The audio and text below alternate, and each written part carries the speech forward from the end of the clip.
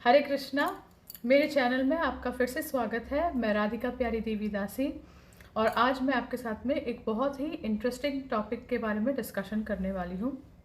तो जैसे अभी हम लोग देखने जाए कि इंदिरा एकादशी अभी जस्ट पास हुई थी। उसी दौरान था सर्व पित्र अमावस्या, मतलब जहाँ पे सारे जो एंसेस्टर्स होते हैं उनको ऑफरिंग की जाती है। और फिर गणेश चतुर्थी भी होके गई थी और उसके बाद में 2 दिन बाद जब गणेश चतुर्थी होती है फिर आती है गौरी आह्वान जैसे बोलते हैं। तो मदर पार्वती जी आती है गणेश जी को मिलने के लिए। महाराष्ट्र में इसकी प्रैक्टिस बहुत ज़्यादा होती है, दूसरे स्टेट्स में भी होती है डिफरेंट मैनर। और अब चालू हुआ है नवरात्रि, मदर अम्बे माँ का या दुर्गा माँ का ये पूरा पूजन रहेगा। तो मुझे इस कनेक्शन में आपसे बात करनी थी और ये कनेक्टेड है एक्चुअली सेक्रीफाइस, एनिमल सेक्रीफाइस और मीट ईटिंग और इस सब टॉपिक से। तो जब मैं यूनिवर्सिटीज़ में थी, जब मैं अपना पोस्ट ग्रेजुएशन कर रही थी, तो तभी से ही ये सोचती थी मैं, जैसे पितृ पक्ष होता था, जो ये पितरों को जो ऑफरिंग होती है, उस वक्त पे मेरे फैमिली हाउस होल्ड में ऐसा होता है और ऐसे बहुत से हाउस होल्ड्स में जानती हूँ जहाँ पे ये चीज़ होती है प्रैक्टिस। तो वहाँ पे ऑफरिंग जैसे भोग चढ़ाते थे, मतलब भोग मतलब खाना चढ़ाते थे और हमेशा कहा जाता था कि जो एंसेस्टर्स को पसंद है ना वो चीज़ ऑफ़र करेंगे। तो जैसे उसमें एक्चुअली मीट भी होता था, मतलब मीट मतलब जैसे चिकन हो गया या गोट हो गया, जो हम जैसे मैं मीट ईटिंग फैमिली से आती हूँ। तो मैं हमेशा जब थोड़ा सा ऐसे जिस टाइम मेच्योरिटी आई तो मैं सोचती थी ये चीज़ कि जब श्रावण का महीना आता था या ऐसी कुछ चीज़ें होती थी, उस वक्त पे हम ये चीज़ों को अशुद्ध मानते थे और हम इसका ग्रहण नहीं करते थे, हम उसको नहीं एक्सेप्ट करते थे। तो ये चीज़ कैसे ऑस्पिशियस हो सकती है एक एंसेस्टर को ऑफर करने के लिए? यही जो मेरी सोच थी, इस सोच ने मुझे एक्चुअली कृष्णा कॉन्शियसनेस की तरफ डाइवर्ट किया। मैंने Bhagwat Gita, self science of self realisation, ये सब बुक्स मैंने एक्चुअली पढ़ना स्टार्ट किया। तो उसमें एक्चुअली एक बहुत इंटरेस्टिंग चीज़ थी जो शुरुआत हुई, जो मेरे पूरे आंसर्स देने लग गए उस चीज़ उस पर्टिकुलर क्वेश्चन में। तो भगवत गीता में एक्चुअली कृष्णा फर्स्ट चैप्टर में, जो फर्स्ट चैप्टर है उसमें एक्चुअली मेंशन करते हैं कि पितरों को जो पिंड दान दिया जाता है, तो प्रभुपाद बताते हैं उसमें कैसे भगवान को भोग चढ़ाया जाता है और वो वैष्णव प्रसाद होता है जो वैष्णवों को भी दिया जाता है और इस तरह से एक्चुअली पिंडदान एक्चुअली सक्सेसफुल होता है। तो जब मैंने वो चीज़ रीड की, अपनी फैमिली से भी डिस्कस किया था उस टाइम पर, बट ऑफकोर्स उस टाइम पे कुछ किसी ने मेरी बात नहीं सुनी थी। तो आज जब मैं ये चीज़ सोचती हूँ इस बारे में, तो अभी भी ये काइंड ऑफ प्रथा बहुत से हाउस होल्ड्स में फॉलो की जाती है कि वो ऐसी चीज़ें देते हैं एंसेस्टर्स को जो वो अपने जो जीवित अवस्था में जो शरीर में थे तब वो खाते थे पीते थे। जैसे अगर वो नॉन वेजिटेरियन फैमिली से है या अगर लिकर या उनको लिकर ज़्यादा पसंद था या उनको सिगरेट या ऐसा कुछ, तो वो भी चीज़ें ऑफ़र की जाती है। मैंने देखी है एक्चुअली अपनी आंखों से, दूसरे हाउस होल्ड्स में भी देखी है मैंने ये चीज़। तो हमें एक चीज़ समझने की बहुत ज़्यादा ज़रूरत है कि ये जो पूरा कॉन्सेप्ट है इसको साइंटिफिकली समझना ज़रूरी है। तो शास्त्र में एक्चुअली शास्त्र प्रमाण ये बताया जाता है, शास्त्र प्रमाण के हिसाब से, कि जब एक इंसान की मृत्यु होती है, जब वो जीवात्मा उस शरीर को छोड़ के जाते हैं, तो वो जो 13 दिन का जो प्रोसेस फॉलो किया जाता है सनातन धर्म में, जो 13 दिन का जो प्रोसेस फॉलो किया जाता है वो इसलिए किया जाता है क्योंकि मरने के बाद में उनका जो आत्मा के पास सिर्फ सूक्ष्म शरीर होता है और फिर अगर वो आत्मा ने थोड़े बहुत पुण्य किए होंगे और पाप किए होंगे ऐसे, तो उनको क्या होता है कि पहले डिटरमाइन करने के लिए कि उनका पुण्य और पाप कितना है और उनको पिंडदान मिलता है कि नहीं, तो वो पितृ लोक में जाते हैं। अब ये पितृ लोक है, ये एक्चुअली मिड हेवन कहा जाता है। तो ये जो मिड हेवन है वो एक्चुअली भूमि जो अपना अर्थ लोक है, जो अर्थ वो और हेवन स्वर्ग लोक, उसके बीच में एक्चुअली मिड हेवन रहता है। वहाँ के जो प्रिसाइडिंग डीटी है, जो देव है, वो है आर्य माँ। अब शास्त्रों में अलग अलग प्रमाण दिया हुआ है। तो आर्य माँ को ऐसे भी कहा जाता है कि एक फॉर्म है यमराज का, ऐसे भी कहा जाता है कि एक फॉर्म है, वन ऑफ द 12 फॉर्म्स है सूर्यदेव के। तो ये जो आर्य माँ जो प्रिसाइडिंग डीटी है, तो यहाँ पे क्या होता है कि जो जीवात्मा होती है वो सूक्ष्म फॉर्म में वहाँ पे रहती है और वो शरीर का इंतजार करती है तब उनके जो पितर है, जो उनके जो बच्चे हैं उनके लिए पिंडदान करेंगे और उनको देंगे। अब यहाँ से डिटरमाइन होता है, यहाँ से पता चलता है कि वो जो आत्मा है उस पिंडदान के थ्रू से या तो नर्क में जाएगी या नर्क में की यातना करेगी या वो स्वर्ग में जाएगी। तो ये होता है उनके मरने के बाद। तो अब बहुत रेयरली होता है, स्पेशली अभी जब ये कलयुग चल रहा है, तो जीवात्मा को उतने, अगर गरुड़ पुराण में हम रीड करेंगे कि बहुत सी जो आत्माएं जो अच्छे कर्म भी करती तो भी अगर थोड़े बहुत बुरे कर्म होते हैं उनको जाना पड़ता है नरक में यात्रा यातना करने के लिए या सहन करने के लिए। तो ये चीज़ है कि बहुत डिफ़िकल्ट होता है कि पितृलोक में जाए और वहाँ पे वेट करें एंड ऑल। तो जब ऐसे पिंडदान होती है या ऐसी ऑफरिंग होती है हर साल में, तो उसमें क्या हो जाता है कि एक तो श्राप मिलता है, जो हमारे पूर्वज होते हैं उनसे श्राप मिलता है, क्योंकि उनके पास शरीर नहीं है, और शरीर, मनुष्य का शरीर मिलना या कोई एक शरीर मिलना बहुत डिफिकल्ट होता है, ईजी नहीं होता, क्योंकि कलयुग में पाप इतने हैं, पुण्य कम है, यज्ञ कम है, यज्ञ नहीं करते लोग, या भगवान की तरफ भक्ति नहीं है, रिलीजियस एक्टिविटीज़ नहीं होती है, तो उसकी वजह से कलयुग में बहुत से ऐसी आत्मा जिसको शरीर नहीं मिलता, इसलिए गोष्ठ भी भूत पिशाच के रूप में बहुत होते हैं। तो इसकी वजह से हमें ये जानने की ज़रूरत है कि जब कभी भी ऐसी ऑफरिंग्स होती है, तो हमें, जो हमारे पूर्वज होते हैं उनसे हमें श्राप मिलता है। श्राप तो मिलता ही है, पर जो जो प्रिसाइडिंग डिटी होती है वो भी खुश नहीं होते हैं। और क्या होता है कि ऐसे जो जीवात्मा होते हैं उनको नर्क में भी जाना पड़ता है, और नर्क में जाके बहुत सी चीज़ें उनको सहन करनी पड़ती है, और शरीर नहीं मिलने की वजह से। अभी शास्त्र में ये भी प्रमाण बताया हुआ है कि जो यमदूत होते हैं, ये कौन होते हैं? ये यमदूत एक्चुअली वो है जिनकी जो 100 पीढ़ियाँ होती है ना, उन्होंने कभी उनको पिंडदान ही नहीं किया होता है, तो वो इतने क्रूर बन जाते हैं कि वो यमदूत का रूप लेते हैं, इसलिए यमराज जी उनको अपनी शरण भी देते हैं। ऐसी भी एक मतलब शास्त्र में ये चीज़ बताई हुई है कि यमदूत कौन होते हैं। एक्चुअली क्या है कि कलयुग में लोगों की इंद्रिय तृप्ति इतनी बढ़ गई है, लोग अपने जैसे मतलब स्वार्थ के लिए चीज़ें खाना चाहते हैं, इसकी वजह से ऐसे हो जाता है कि उनको जो मीट है वो, जैसे अभी आप श्राद्ध के लिए भी जो चीज़ें बनती है वो इतनी जाती है जो पूर्वजों के लिए, और ये क्या होता है, ये सटल फॉर्म में जाता है। जैसे हम लोग बोलते हैं कि भगवान को क्यों भोग लगाना चाहिए, क्योंकि वो जो एनर्जी है, जो हमने प्रेयर की है, तो भगवान एक्सेप्ट करते हैं, वो प्रसादम के रूप में होता है, और फिर हम किसी ब्राह्मण को उसे जो एक्चुअल चरित्र से ब्राह्मण हो, उनको हम ये चीज़ ऑफर करते हैं, और फिर बाद में हम जो कौवे होते हैं या कुत्ते होते हैं उनके लिए रखते हैं। तो यूजुअली कौवे को क्यों बोलते हैं, क्योंकि इवन पितृ के टाइम पे ऐसे बोलते हैं कि आर्य माँ वहाँ पे भी कौवों के मीडियम के थ्रू से, जैसे बर्ड्स होते हैं, पक्षी होते हैं, उनके मीडियम के थ्रू सटनली ये जो पिंडदान होता है, ये हमारे एंसेस्टर्स को वो एनर्जी वाइज जाता है, और उसकी वजह से क्या होता है कि उनकी ब्लेसिंग तो मिलती ही है, पर उनको भी एक शरीर मिलता है, प्रॉपर शरीर मिलता है, या तो फिर वो हेवन में भी असेंड होते हैं। इंडियन अभी जो करंट इंडियन ट्रेडिशन है, वहाँ पर ऐसा हो जाता है कि हम बहुत चीज़ें सुन के एक एक मान्यता जैसी होती है कि हाँ, हमारे पूर्वज ने ऐसे किया था तो हम ऐसे करने वाले हैं, हम ऐसे ही करेंगे, और हम ऐसे करते थे ऐसे करेंगे। इसके लिए ना श्रीमद् भागवतम में भी जब गोवर्धन लीला हुई थी, वो क्यों हुई थी, बिकॉज जो ब्रजवासी थे, वो जो इंद्र जी की जो पूजा कर रहे थे, वो एक्चुअली गार्ग मुनि को भी ये चीज़ क्वेश्चन किया था कृष्ण ने, और नंद महाराज को भी क्वेश्चन किया था कि ये तो कहीं पे भी नहीं लिखा हुआ है शास्त्रों में अलग से पूजा करनी है इंद्रदेव की, तो ये क्यों किया जाता है? तो इसकी वजह से भगवान ने वो जो बरसों पुरानी जो मान्यता जो करते आ रहे थे, जो ऐसी बना ली थी और करते आ रहे थे, उसको तोड़ने की कोशिश की। तो इससे हमें यही सीख मिलती है कि हमें शास्त्रों के द्वारा जो किसी की देखी, तो क्या होता है कि कलयुग में इतने सारे गलत चीज़ें हुई हैं, तो उसको ही फॉलो करते आ रहे हैं। अब ये जो मीट ईटिंग का, या जो ये सेक्रीफाइस करना, और ये एंसेस्टर्स को ये मांस मच्छी चढ़ाना, ये कहाँ से आया है? एक्चुअली क्या था कि जब कलयुग बढ़ रहा था, जिससे कलयुग शुरू हुआ था, तो डेफिनेटली कली का जो एक इम्पॉर्टेंट जो लेग है, जो बोलते हैं, जैसे उसकी जो शक्ति है, वो है मास, मतलब टॉर्चर करना एनिमल्स को और उनको खाना।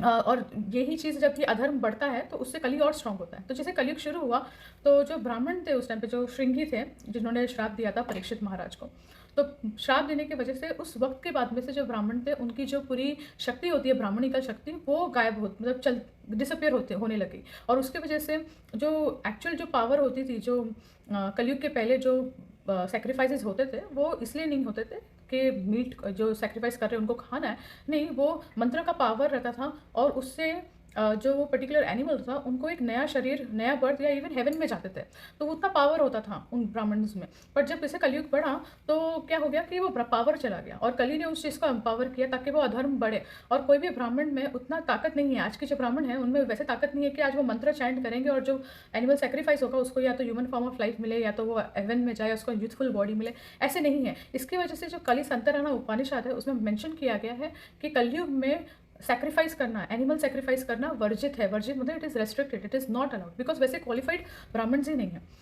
तो ये जो ऑफरिंग जो होती है, तो कैसे हुआ था कि जैसे कलयुग जब बढ़ने लगा, तो बहुत से जो ब्राह्मण थे वो वेद को एज अ टूल यूज़ करके जस्टिफाई कर रहे थे एनिमल सैक्रिफाइस करना। तो जब ये वो जस्टिफाई कर रहे थे इस चीज़ को, इसकी वजह से भगवान ने अपने लीला अवतार में गौतम बुद्ध के रूप में आए, और उन्होंने देखा कि वेदों का ही मिसयूज़ हुआ जा रहा है एनिमल सेक्रीफाइस के लिए, ताकि अपनी खुद की इंद्रिय तृप्ति सेटिस्फाई हो सके, मतलब अपनी खुद के सेंसेस को सेटिस्फाई कर सके। तो इसकी वजह से भगवान ने कहा कि वेदा हम रिजेक्ट करते हैं। तो इसकी वजह से जो बुद्धिज़्म होता है उसमें जो एथिज़्म क्यों है, बिकॉज़ वैदिक स्क्रिप्चर्स में कहीं न कहीं ये चीज़ मेंशन है, बट वो डिफरेंट टाइम पीरियड की थी। और उस टाइम पे ऐसा भी था कि क्षत्रियज़ जैसे जाते थे हंटिंग के लिए, और उनको फॉर फाइट एंड वॉर उनको, और जंगल में बहुत सारे जो कार्निवोरस जैसे बोलते हैं ना, भीड़ ऐसे बढ़ जाते थे, जो रेगुलर जो हर्बीवोरस होते थे, जो झाड़ पत्ते खाते थे जानवर, उनके लिए हार्मफुल होंगे, तो उनको पॉपुलेशन थोड़ी कम करनी पड़ती थी। तो उस वजह से ये चीज़ें होती थी, बट इसलिए नहीं ताकि उनको खुद को खाना है, और इसीलिए तो वो एक बैलेंस रखते थे नेचर में। क्षत्रिय का ये धर्म था, पर सब नहीं, ब्राह्मण नहीं खाते थे इसे, कोई और जैसे ट्राइबल जो होते थे वो लोग भी ये चीज़ करते थे, बट वो वर्णाश्रम सिस्टम में भी नहीं आते थे। तो जब भगवान आए और भगवान ने फिर कलयुग में ये चीज़ रिजेक्ट कर दी कि नहीं, कुछ वेदों को नहीं मानता मैं, और नॉन वायलेंस को उन्होंने प्रचार किया। फिर धीरे धीरे जब देखा कि नॉन वायलेंस अभी अच्छी, मतलब लाइक वायलेंस जो होता है एनिमल्स के ऊपर वो कम होते गया, फिर भगवान ने जो शंकराचार्य थे जो 5th सेंचुरी में आए थे, वो लॉर्ड शिवा के ही एक इनकारनेशन है, तो उन्होंने आके फिर से वेदों को इंट्रोड्यूस किया। फिर मोनिज्म जैसे बोलते हैं, मायावाद से शुरू हुआ वो चीज़, पर in a different way Vedas introduce हुए। फिर रामानुजाचार्य आए, फिर माधवाचार्य, फिर ऐसे करके फिर से जो वैदिक सिस्टम था वो पूरी तरह से उसको इंट्रोड्यूस किया। लॉर्ड चैतन्य महाप्रभु ने उसे हाईली प्रोसीड किया। तो ये जो कॉन्कॉक्शंस थे जो उस टाइम पे हो रहे थे, उसके कुछ कुछ ट्रेसेस आज भी दिखते हैं। इस वजह से क्या होता है कि आज की जो हमारी जनरेशन है, आज की जो सोसाइटी है, उनको ना वेदों का ज्ञान है, ना उनको शास्त्रों का कुछ भी ज्ञान है, और वो सिर्फ जो उनके एंसेस्टर्स और उनकी फैमिली में जो चलते आ रहा है उनको ही सिर्फ फॉलो कर रहे हैं। उनको कोई साइंटिफिक नॉलेज नहीं है इस चीज़ का। अभी रही बात जैसे होता है कि कली, जैसे काली माता रहती है, दुर्गा माता, तो उनको जैसे बलि चढ़ती है या उनको ऑफरिंग होती है कि उनको मीट ये चढ़ाना ही पड़ता है। जैसे अभी गणेश चतुर्थी गई, तो गणेश चतुर्थी के 2 दिन बाद जैसे गौरी आह्वान हुआ, तो एक मम्मी की कोई फ्रेंड है, उनके भी रिलेटिव्स में और दूसरे भी, हम जैसे हमारे नेबरहुड में पहले कोई रहते थे, उधर भी ऐसे बताते हैं कि उनको तो मीट लगता ही है गौरी को। जब मैंने ये चीज़ सुनी थी तो मैं एकदम से शॉक्ड हो गई, क्योंकि एक्चुअल में अगर आप नाम देखेंगे, गौरी मतलब पार्वती देवी का दूसरा नाम है वैष्णो। ठीक है, जब नवरात्र स्टार्ट होता है, जो अम्बे माता को, कहीं पे भी आप गरबे में जो कहाँ पे भी जाओगे तो आपको पता चलेगा कि वहाँ पे ऑनियन गार्लिक के बिना की चीज़ें बनती हैं। और क्यों बनती है ये चीज़? बिकॉज वैष्णो देवी, उनका नाम वैष्णो है, विष्णु की जो परछाई है वो है वैष्णो, उनकी जो बहिरंगी शक्ति है। और कृष्णा ये चीज़ खुद भगवद गीता में कहते हैं कि दैवी है एष गुणमयी मम माया दुरत्यया माम एव ये प्रपद्यन्ते मायम एति तरंतिते। तो इसका मतलब क्या हुआ कि जो कृष्ण बताते हैं कि ये मेरी दैविक शक्ति है, तो दैवी है ऐसा मतलब ये मेरी दैविक शक्ति है, जो मेरी बहिरंगी शक्ति, ये जिसे दुर्गा का नाम लेते हैं हम लोग, ये प्रकृति 3 गुणों से परिपूर्ण है, सत्व और रजस और तमस, उनसे परिपूर्ण है, और ये मेरी अधीन है। और अगर एक इंसान उससे क्रॉस करना चाहता है, या उसको मतलब बहुत दुष्टार है, बहुत डिफिकल्ट है ओवरकम करना, तो उसको कोई क्रॉस करना चाहता है तो उस पर्सन को एक्चुअली मेरा शरणागत लेना पड़ेगा। जब तक वो मेरी शरणागति नहीं लेता ना, वो पर्सन जिस गुणों को और इस देवी शक्ति जो इतनी स्ट्रांग होती है, माया शक्ति, उसको क्रॉस नहीं कर सकता। तो जब भगवान भगवत गीता में बता रहे हैं कि ये देवी शक्ति मेरी जैसे सर्वेंट है, हाँ, दासी है मेरी, तो हम कैसे सोच सकते हैं कि जो भी ये जो देवी देवता होते, सिर्फ वैष्णो देवी नहीं, पर जो भी देवी देवता, उनको बोलते हैं सुरा। सुरा मतलब डेमीगॉड्स। अब जैसे आप सूर्य को देखते हैं, तो जो सुरा का मतलब होता है डेमीगॉड्स, असुरा का मतलब होता है जो डीमंस होते हैं, इसलिए असुरा और सूरा होते हैं। तो जो डेमीगॉड्स होते हैं वो एक एक चीज़ जो अपनी लाइफ में फॉलो करते हैं वो भगवान के ऑर्डर्स और लॉ के हिसाब से। आपने कभी भी देखा होगा कि सूर्यदेव ने एक भी दिन मिस किया होगा सनराइज करने के लिए? नहीं, कभी नहीं होता ऐसा। क्यों? क्योंकि जो देव होते हैं, जो डेमीगॉड्स होते हैं, वो हमेशा भगवान के लॉ एंड ऑर्डर फॉलो करते हैं, और वो हमारे से भी बेटर डिवोटीज़ हैं, एक्चुअली हमारे से भी अच्छे भक्त हैं। इसकी वजह से उनको जो फैसिलिटी दी गई है, ये जो मटेरियल वर्ल्ड है उसको एडमिनिस्टर करने का, उसका मतलब बोलते हैं ना, पालन और सब चीज़ें करने की क्यों दी गई है? क्योंकि वो फॉलो करते हैं प्रॉपर्ली। तो जब वो भगवान के भक्त हैं तो वो खुद मांस मच्छी का एक्सेप्टेंस कैसे कर सकते हैं? आप जैसे जगन्नाथपुरी में जाओगे तो वहाँ पे बिमला देवी करके है, जगन्नाथपुरी जो जगन्नाथ जी का मंदिर है पुरी में, उसके बाहर बिमला देवी जो पार्वती माता का दूसरा रूप है वो वहाँ पे है। तो जो भी भोग चढ़ता है ना जगन्नाथ जी को, वो भोग पहले चढ़ने के बाद में वो देवी बिमला को जाता है, जो पार्वती माता है, और फिर वहाँ से सबको वो डिस्ट्रीब्यूट होता है, शिव जी को भी, जो कोटियाट के बाहर रहता है।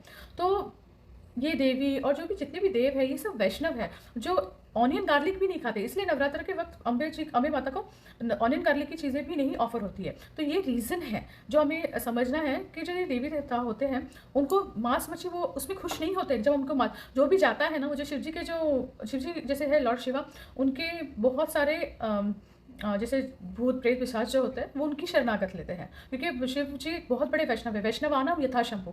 तो वो सबको एक्सेप्ट करते हैं, तो उनकी शरण में ये सब भूत पिशाच रहते हैं, तो उन उन वो एक्सेप्ट करते हैं। क्योंकि क्या होता है, जैसे अभी आप देखोगे कली देवी का जो एक काली माता का जो काली देवी का एक पास टाइम है जहाँ पे उनकी ज़बान बाहर है। तो क्या हुआ था, जैसे वो रक्त बीज करके जो वो डीमन था, जो वो राक्षस था, उस टाइम पे वो देवी के पास और कोई अपॉर्चुनिटी नहीं थी वो किस तरह से इस डीमन को रोका जाए। तो उन्होंने क्या करना चालू किया, मार रही थी तो डीमन वो वापस बढ़ रहा था, रक्त बीज उसके हर एक जो ब्लड से वो फिर से पैदा हो रहा था। तो उनको क्या करना पड़ा, उनको उसको बिहेड करना पड़ा, संहार करना पड़ा, और उसका जो खून था उनको पीना पड़ा। पर क्या हुआ, वो खून पीने से उनका जो राक्षस का जो कॉन्शियसनेस था वो उनको हावी पड़ गया। इसीलिए देवी काली वो डिस्क्रिमिनेट नहीं कर पा रही थी, वो अंतर नहीं कर पा रही थी सूर और असुरों में, इसलिए सब डर रहे थे उनसे, और वो जस्ट हाहाकार मचा रही थी और जा रही थी चल के। इसलिए लॉर्ड शिवा को लेटना पड़ा, और देवी ने अपना जब पैर रखा तो उनकी ज़बान बाहर आई कि मैंने अपने हस्बैंड के ऊपर पैर रखा। तो ये एक्चुअली ये जो सब स्टोरी होती है, ये जो हिस्टोरिकल इवेंट्स है, ये हमें बताते हैं कि देवी या देव होते हैं, उनको मांस और मच्छी की ज़रूरत नहीं है। वो उनका एक फॉर्म है, वो बताते हैं कि वो डीमन का उन्होंने संहार किया। अगर आप उनको भोग लगाओगे भगवान का प्रसाद का और उनको ऑफ़र करोगे ये चीज़, तो वो ज़्यादा खुश होंगे। और अगर जो सटल चीज़ें होती है ना, वो सटल चीज़ों को, जैसे हमारी फॉल्स ईगो है, हमारा जो एंगर है, जो हमारी जो चीज़ें होती है, वो हमें उनको अर्पण करना होती है। ये डिविनाइट चीज़ें होती है जो हमें अर्पण करना होता है, ये डेमी गॉड्स को और भगवान को स्पेसिफिकली। जैसे एक बहुत ही ग्रेट, जैसे बोलते हैं ना, आर्डेंट डिवोटी थे काली देवी के, उनका नाम था रामकृष्ण परमहंसा। अगर आप उनकी भी लाइफ देखोगे, उनकी भी टीचिंग्स देखोगे, तो वो भी एनिमल सेक्रीफाइस को प्रमोट नहीं करते हैं। अब क्या होता है कि कोई कोई जगह पे जैसे बोलते हैं, अगर आप इंडिया में जाओगे आप इसलिए देखोगे कि हमारी कुल देवी, इनको ये चाहिए, इनको चाहिए ही। तो आपको ये भी एक चीज़ जाननी होती है, भगवद गीता में भी इसका मेंशन है कि कोई कोई लोग एक्चुअली जो गोस्ट होते हैं, भूत पिशाच होते हैं, उनकी वर्शिप करते हैं, उनको पता भी नहीं होता है। तो कोई कोई ऐसी जगह होती है जहाँ पे एक रेस्ट्रिक्टेड जगह पे एक पर्टिकुलर स्ट्रॉन्ग, जैसे बोलते हैं ना, आत्मा ने वास किया होता है, और उसको वो अपना एक ये बना लेते हैं, तो उनको वर्शिप करते हैं, तो वो फल देती है और उनको वो चीज़ बलि चढ़ती है। और ये सब शरणागत होते हैं लॉर्ड शिव जी की शरणागति में रहते हैं ये सब जो जीव होते हैं। तो ऐसी से बहुत सी देवियों का नाम जैसे लेते हैं, ये ऐसी देवी जिसका आपने नाम सुना भी नहीं होगा देवी के रूप में, बट ऐसे रहते हैं। जैसे कोई ट्राइबल लोग होते हैं जैसे जो शूद्र के भी उस गिनती में नहीं आते, जो बहुत ज़्यादा जैसे बोलते हैं ना आदिवासी जैसे रहते हैं, तो वो ये सब सेक्रीफाइसेस करते हैं, और उनको लगता है उनका ये एक वे ऑफ वर्शिप है। बट ये जो वे ऑफ वर्शिप है, कृष्ण एक्सप्लेन करते हैं भगवद गीता में कि मोड ऑफ इग्नोरेंस का होता है, मतलब तामसिक होता है। उसमें क्या हो जाता है कि एक इंसान को पता नहीं होता कि सही क्या है और गलत क्या है। तो ये हमें जानना बहुत ज़रूरी है कि as a human form of life जो हमें मनुष्य का जन्म मिला है, इस मनुष्य के जन्म को हमें सार्थक करना भी। जैसे बहुत से लोग ऐसे भी बोलते हैं कि हमने थोड़ी ना बलि चढ़ाई हमारे हाथ से, हम तो सिर्फ ऑफ़र कर रहे हैं, हम थोड़ी ना, हम तो सिर्फ खा रहे हैं और हम तो ऑफ़र कर रहे हैं काली देवी को, तो हमने थोड़ी ना खाई है, या हम थोड़ी ना कुछ मार रहे हैं पर्सनली जाके। तो जैसे एक इंसान अगर किसी दूसरे इंसान को अगर मारता है, या उसका कत्ल करता है, या उसको मर्डर करता है, और उसके साथ में कोई और भी इन्वॉल्व होता है, तो वो पर्सन सपोज मारने के बाद में उसको लेके जाए और कहीं जाके ट्रांसपोर्ट करे, और उसकी साजिश में अगर उसके हाथ में कोई दूसरे लोग भी इन्वॉल्व होते हैं, तो सिर्फ जो पर्सन जिसने मारा वो सिर्फ उसमें इम्प्लीकेट नहीं होता, उसको उसका परिणाम नहीं मिलता है, पर जो दूसरे भी जो कनेक्टेड होते हैं ना, वो पर्सन भी उसमें इम्प्लीकेट होते हैं। तो जो जानवर को मारता है, जो उस पर्टिकुलर जो मांस होता है उसको ट्रांसपोर्टेशन करता है, जो उस चीज़ को एक्सेप्ट करता है, और जो उस चीज़ को खाता है, वो सब इस चीज़ में इम्प्लीकेट होते हैं। और एज पर गरुड़ पुराण से बताया कि जो भी मांसाहार का स्पेशली कलयुग में उसका एक्सेप्टेंस करता है, उसे नर्क की यातना सहनी ही पड़ती है, उसमें कोई डाउट नहीं है। आप कितनी भी रिलीजियस चीज़ें या ओवरकम करने के लिए चीज़ें कर लो, जैसे पूजा पाठ कर लो या ऐसा कुछ पायस एक्टिविटी कर लो, पर अगर आप वो करते करते साइमल्टेनियसली अगर आप मारे काटे जा रहे हो या खाए जा रहे हो मांस मच्छी को, तो आपको उसका भोग भोगना ही पड़ता है, उसका कोई आपको एग्जिट नहीं है। तो इसकी वजह से जो भगवत भक्ति होती है उसे उत्तम भक्ति, उत्तम शुद्ध सत्व कहा जाता है एक्चुअली, शुद्ध सत्व। बिकॉज क्या होता है कि इस प्रोसेस में आप उस एक्टिविटी को छोड़ देते हो और आप एक हायर कॉन्शियस लेवल पे जाते हो। जहाँ पे आप रिकग्नाइज़ करते हो कि जो देवी देवता है ये भी भगवान के सेवक है और बड़े सेवक है, हमारे से भी बड़े सेवक है और वो ये चीज़ें कर रहे हैं। तो आप ज़्यादा अच्छी तरह से कनेक्ट करते हो, ना कि वो जो फ़ियर फैक्टर होता है ना हमारे और उनके बीच में, वो चीज़ नहीं होती है कि अगर मैं मांस मच्छी नहीं ऑफ़र करूँगी तो मेरे पूर्वज जी हो जाएंगे। नहीं, मैं आपको बता रही हूँ कि अगर आप मांस मच्छी और ये चीज़ नहीं ऑफ़र करोगे ना पितृदान के टाइम पे, तो आपके एंसेस्टर्स ज़्यादा खुश होंगे। अगर आप भोग चढ़ाओगे, आपको जितनी रिलीफ़ मिलेगा भगवान का प्रसाद चढ़ाने में आपके एंसेस्टर को, उतना रिलीफ़ आपको कभी नहीं मिलेगा जब आप ऐसी, जैसे बोलते हैं ना, तुच्छ चीज़ें ऑफ़र करोगे। अब इसमें मैंने तुच्छ चीज़ क्यों कही है, जानवर को जब मारा जाता है उसे बहुत तकलीफ़ होती है, वो बहुत एंग्जाइटी और ऐसे स्ट्रेसफुल स्टेट में रहता है और वही चीज़ उस केमिकल्स उसके बॉडी में रिलीज़ होता है जब वो मरता है। और जो उसका शरीर जब जानवर जब मर जाता है तो वो शरीर मुर्दा शरीर होता है, तो एक जैसे बोलते हैं लाश होती है, तो वही आप अपने पेट में डालते हो, तो वही सब आपके कॉन्शियसनेस में जाता है। तो जब वही सटल एनर्जी जब आपके एंसेस्टर्स को मिलती है तो वो एक्सेप्ट भी नहीं करते, क्योंकि वो एक्सेप्टेंस होती ही नहीं है उस चीज़ को। इसमें क्या हो जाता है कि आपके एंसेस्टर्स को ना शरीर मिलेगा, उनको नर्क में बहुत सहन भी करना पड़ेगा और वो ऐसे ही भटकते रहेंगे। इसीलिए ये चीज़ें कनेक्ट होती है। अभी जैसे 9 दिन जो नवरात्र के बहुत लोग बहुत अच्छी तरह से करते हैं, फास्टिंग करते हैं और ऑनियन गार्लिक की चीज़ें नहीं खाते हैं और अच्छी तरह से फॉलो करते हैं उस चीज़ को। तो ये एक्चुअली हमें एक टीचिंग है हमारे लिए, एक लेसन है हमारे लिए कि देवी देवताओं को कभी भी, इवन काली माता को कभी भी ऐसी कोई ऑफरिंग नहीं होती है। अगर आप भगवान का प्रसाद बनाओगे और वही चीज़ भगवान को भोग लगाओगे और वही चीज़ आप काली माता को दोगे तो वो बहुत ज़्यादा खुश होंगी आपसे, क्योंकि मेन चीज़ होती है काली देवी, ये चीज़ से वो खुश होती है कि आप में वो डेमोनाइक टेंडेंसीज ना हो। पर जब आप खुद ही जानवरों को मार के या जानवरों को जो मारता है उससे वो लेके और आप उनको जानवर ऑफर करोगे तो आपकी वो डेमोनाइक टेंडेंसीज खत्म ही नहीं हुई है। ये हमें साइंटिफिकली समझना ज़रूरी है। तो यही मेरा मकसद था आज का वीडियो बनाने का, जहाँ पे हमने ये सारी चीज़ें कवर की, जो पितरों को क्या चीज़ें ऑफ़र करनी चाहिए, किस मेंटालिटी से ऑफ़र करनी चाहिए।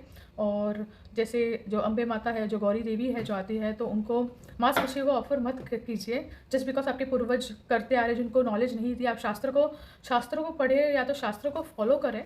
और स्पेशली जो काली संद्राना उपनिषद है उसमें मेंशन किया गया है ये चीज़ कि कलयुग में बलि वर्जित है। अगर आप उस पशु को या पक्षी को अगर आप नया जन्म दे सकते हैं एक इंसान का, या उसे स्वर्ग में जाने की काबिलियत रखवा सकते हैं, तो आप ऐसी कोई चीज़ें करो। पर वो चीज़ पॉसिबल ही नहीं है आज के कलयुग में, वैसे ब्राह्मण ही नहीं है। और ये चीज़ इसीलिए है क्योंकि आज के जो ब्राह्मण हैं उनमें वैसी क्षमता नहीं है जो पहले के ब्राह्मणों में होती थी कि जस्ट एक वैदिक मंत्र चैंट किया और वो सब कुछ पावरफुली हो गया।